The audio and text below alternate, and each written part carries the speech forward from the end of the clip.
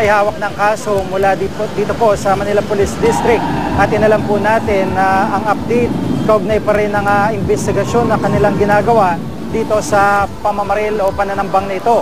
Narito pong payag ni SPO Juan Del Rosario.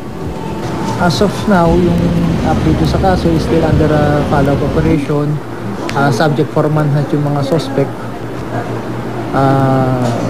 Kaya ngayon medyo busy lahat ng kapulisan dito sa amin, particular dito sa aming opisina kasi nga pinapalaw tong kaso na to para magkaroon ng lead at identity yung kung sino yung suspect.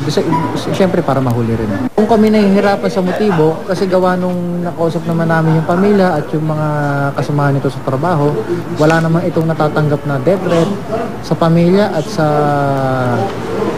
kanyang mga katrabaho. Wala naman itong nakakaaway at nasasabi nila itong biktima napakabait ito.